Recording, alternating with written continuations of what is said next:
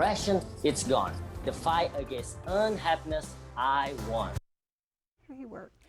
Well, today is World Mental Health Day. It's a time to raise awareness and remind people that caring for our mental health is just as important as our physical health. And to mark the day, students from the United States, Brazil, Ghana, Nigeria, Liberia will all come together for a global program. It's called One World, One Heart, and it's presented by the Art to Living. And joining us now to talk about it is Dr. Tyreese McAllister, a mental health therapist, to talk about why this day matters and how young people are finding their voices. Welcome to the studio. Happy to have you here. Thank you. First, let's talk about the significance of this day and what we can all be doing this day as far as World Mental Health Day. Well, mental illness is a problem globally, and we want to promote mental wellness across the world for young people, older people, and just everyone. And can you talk about what inspired the Art to Living and also the founder, who is not with us today? Brittany Endymion is the founder, and she is very artistic, so she wanted to be able to communicate with others about taking care of their mind and reducing the stigma. And so she does that through the arts. And when we work with young people, they really learn through all of the arts, whether they're singing, rapping, writing poetry, doing something artistic. And it's been very powerful. Tell me exactly what it all looks like. Is it a gathering, everyone? Is it, do we do this digitally? How does this look? Well, it can happen both ways. So of course, during COVID, we were virtual only.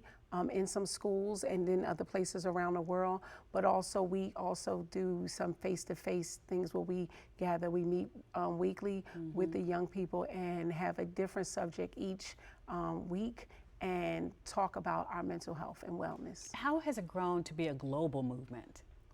Well, because of Michael Walton, who also is a co-founder, we've been able to go into other countries, and other countries realize, and this is very important as well, they took it on.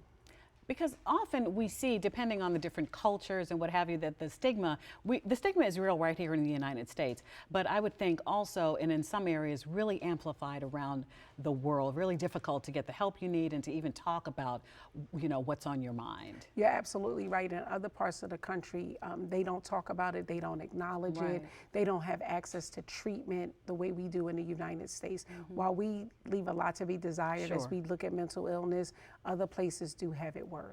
Talk about this year's theme. This year's theme is One Heart, One World, One Heart. And we don't say one mind because people have different mindsets, but throughout the world, we want to look at the human race, and we all really taking care of our health and being more loving towards each other and showing more gratitude about what we do have. And we're speaking of young people. Why is it so important, do you think, to create that space for young people especially?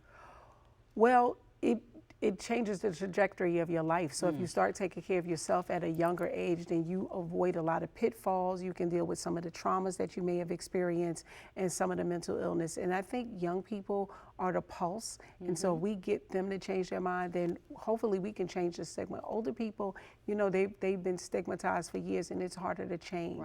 But young people are the key. Right. Before we let you go, can you give us some practical tools, what you would pass along to people watching, families, young people, about trying to stand in their, in their truth and seek help or talk with people? What are some of the tools you can impart? One thing, it's okay not to be okay, right? To realize and embrace that, to not stigmatize and not let stigmatization block you from getting help.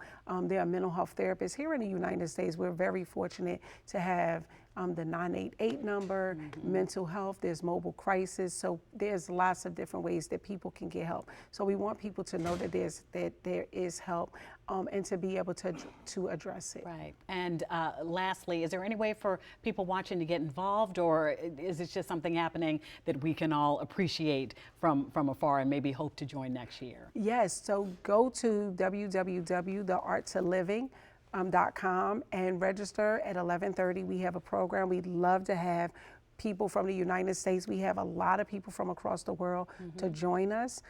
So that is one way you can get involved, and also just stay in touch with the website so that you can see the other projects that we have going on. And we'd love to bring this to schools in the U.S. So we would love for people to join us. Okay, and the website once again? www.theartsofliving.com. Okay, thank you. Thank you so much. Thank you. Dr. McAllister, we appreciate you already.